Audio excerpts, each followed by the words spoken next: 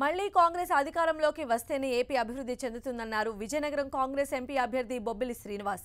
కాంగ్రెస్ ప్రభుత్వ హయాంలో జరిగిన అభివృద్ధి అందుకు నిదర్శనమన్నారు. టీడీపీ వైసీపీ పాలనలో ఎలాంటి అభివృద్ధి జరగలేదన్నారు. తనకు ఒక్క అవకాశం ఇవ్వాలంటున్న బొబ్బిలి శ్రీనివాసరావుతో మా ప్రతినిధి నాయుడు ఫేస్ టు ఫేస్. రెండు ప్రధాన పార్టీల అభ్యర్థులు తలపడుతున్న విజయనగరం ఎంపీ సీటు రేసులో కాంగ్రెస్ తరపు నుంచి ఎంపీ అభ్యర్థిగా బరిలో దిగారు బొబ్బిలి శ్రీనివాస్.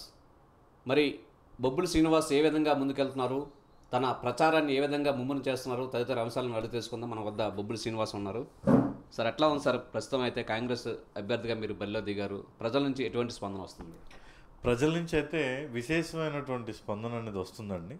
ఎందుకంటే ఈ 10 ఏళ్ల పరిపాలనలో ఇటు వైఎస్సీపీ నుండి గెలిచినటువంటి అభ్యర్థిని చూశారు, అలాగే కూటమి అభ్యర్థిని కూడా 2014 నుంచి 19 వరకు చూశారు, 19 నుంచి 24 వరకు కూడా ఇప్పుడు ఏదైతే వైసీపీ ఉందో ఆ పార్టీ అభ్యర్థిని కూడా చూశారు.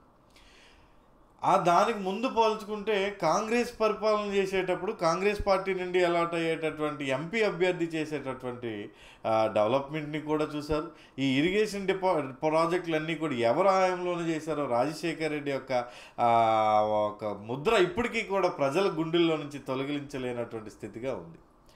దీంతో పోల్చి ప్రజలందరూ కూడా ఒక రాహుల్ గాంధీ గారి యొక్క నాయకత్వాన్ని, మా రాష్ట్ర అధ్యక్షురాలు శర్మిలారెడ్డి గారి యొక్క నాయకత్వాన్ని బలపరచడానికి ప్రజలు సిద్ధంగా ఉండి నన్ను ఆదరిస్తున్నారని నాకు స్పష్టంగా అర్థమవుతుంది పబ్లిక్లో తిరుగుతూ ఉంటే.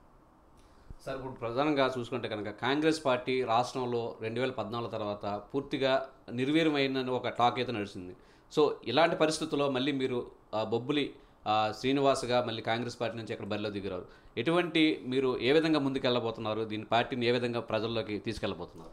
చాలా సందర్భాల్లో రాహుల్ గాంధీ గారు కూడా చాలా మాట అన్నారు. ఏదైతే వాస్తవంగా ఆంధ్రప్రదేశ్ విభజన విషయంలో కాస్త దాన్ని నిర్లక్ష్యం వహించినప్పటికీ దాని ప్రతిఫలంగా ఏదైతే రాష్ట్రం ఈ స్థితికి వచ్చిందో దీన్ని దృష్టిలో పెట్టుకొని ఆ రోజు ఏదైతే బైఫర్కేషన్ అయిన తర్వాత మేము మళ్ళీ వస్తే స్పెషల్ స్టేటస్ అనేది దీనికి ఇచ్చి రాష్ట్రాన్ని పూర్తిగా అభివృద్ధి దిశగా పరిగెట్టించే విధంగా తీసుకొద్దామని కాంగ్రెస్ పార్టీ భావించింది.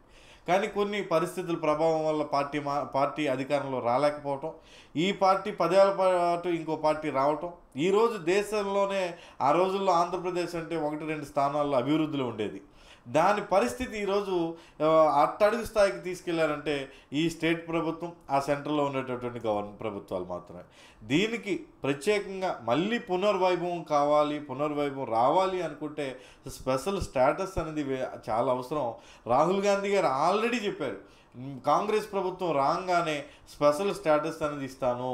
ఇది రావటం వల్ల ఉద్యోగంలో కానీ, విద్యలో నాణ్యతమైన విద్య, ఉద్యోగ కల్పనలో కానీ, ఇండస్ట్రీస్ రావడంలో రాయితీలు కానీ వస్తే ఆటోమేటిక్గా రాష్ట్రాన్ని అభివృద్ధి దిశగా తీసుకెళ్ళడానికి కాంగ్రెస్ పార్టీ ఎంతో దోహదపడుతుంది. ఆ ప్రత్యేక హోదా అనేది కానీ రాగలిగితే. అంటే విజయనగరం జిల్లా సంబంధించినటువంటి 7 కాన్స్టిట్యున్సీ సంబంధించి 7 అసెంబ్లీ నియోజకవర్గాలు ఉన్నాయి. ఈ కాన్స్టిట్యున్సీ సంబంధించి అయితే చాలా వెనుకబడిన ప్రాంతం. సో ఇట్లాంటి ప్రాంతాన్ని మీరు ఏ ఎజెండాతో ముందుకు తీసుకెళ్ళిపోతున్నారు? ప్రజలకు ఏం చెప్పబోతున్నారు? ఏం లేదండి, 2004 నుంచి కూడా ఒకటే, మన జిల్లా వాస్తులు అందరూ కూడా ఎక్కువగా ఆధారపడేది రైతాంగం, రైతు కూలీలు, వ్యవసాయ కౌలుగా చేసుకునే వాళ్ళు ఉన్నారు, అది పెట్టుబడి చేసుకునే రైతులు కూడా ఉన్నారు. వాళ్ళకి కావాల్సిందంతా కూడా ప్రతి పంట పొలానికి నీరుని మనం అందించగలిగితే, దాన్ని మన రైతులు తెలిసింది ఏంటంటే అది పంటలో లాభం వచ్చినా నష్టం వచ్చినా వాళ్ళకి తెలిసింది ఏంటంటే రోజు వ్యవసాయం చేయటం మాత్రమే తెలుసు. దాన్ని దృష్టిలో ఎక్కువ జనాభా ఈ జిల్లాలో ఎక్కువగా 80% ఆధారపడేది వ్యవసాయం పనే. దాన్ని మనం పూర్తిగా వాళ్ళకి అనుకూలంగా, వాళ్ళకి ఏదైతే నీరు పరంగా మనం ప్రతి పంట పొలానికి కానీ చేరవేర్చగలిగితే, రైతుని ఎప్పుడైతే మనం స్ట్రాంగ్గా ఫైనాన్షియల్గా నించోగలిగితే, అందుకే వాళ్ళకి 50% రాయితీ అనేది, మనం 50% సబ్సిడీ అనేది ఇవ్వడానికి మా మేనిఫెస్టోలో కూడా మనం ప్రకటించడం అనేది జరిగింది. 2 లక్షల రుణమాఫీ ఇవ్వడానికి కూడా కాంగ్రెస్ పార్టీ అనౌన్స్ చేయడం జరిగింది. సో వీటన్నిటిని చూసుకొని రైతాంగాన్ని అభివృద్ధి దిశగా తీసుకెళ్ళటం, నిరుద్యోగ యువత అనేది చాలా ఎక్కువైపోయింది, దాన్ని ఉద్యోగ దిశగా దాన్ని ముందుకు నడిపించడం, నాణ్యతమైనటువంటి విద్యా విధానంలో చాలా ప్రాబ్లమ్స్ ఉన్నాయి. ఆ రోజు రాజశేఖర్ రెడ్డి తీసుకున్నటువంటి నిర్ణయం వల్ల ఎంతోమంది ఉన్నతమైన విద్య ఆ రోజు బీటెక్లు కానీ ఫార్మసీలు కానీ హయ్యర్ ఎడ్యుకేషన్స్ కానీ ఉచితంగా చదివారంటే దానికి కారణం కాంగ్రెస్ ప్రభుత్వం రాజశేఖర రెడ్డి తీసుకున్నటువంటి విధి విధానాల ఆచరణలు. అలాంటి మళ్ళీ పునర్వైభవంగా అలాంటి పథకాలు వాళ్ళందరికీ ఈరోజు ఈ స్టేట్ గవర్నమెంట్ ఇస్తున్నవన్నీ కూడా ఈరోజు తిన్నది ఇప్పుడు డైజెషన్ అయిపోయేటట్టుగా ఉంటున్నాయి తప్ప పూర్తిగా వాళ్ళ కాళ్ళ మీద వాళ్ళ భవిష్యత్తు భావి తరాలు నడిపించడానికి అయితే లేవు.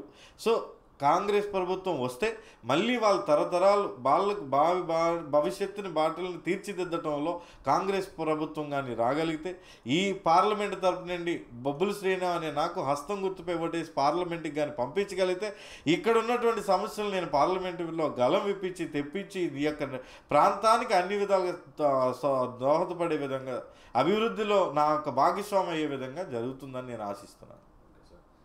ఇది మొత్తమే చూసుకుంటే కనుక రెండు పార్టీలకు ప్రత్యామ్నాయంగా తాను కాంగ్రెస్ పార్టీ తరఫున బరిలో దిగుతున్నానని తనను కానీ ప్రజలు ఆదరిస్తే కనుక మళ్ళీ ఈ ప్రాంతానికి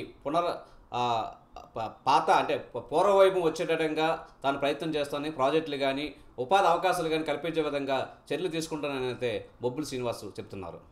కెమెరామెన్ శ్రీనివాస్తో నాయుడు, 10 టీవీ, విజయనగరం జిల్లా నుంచి.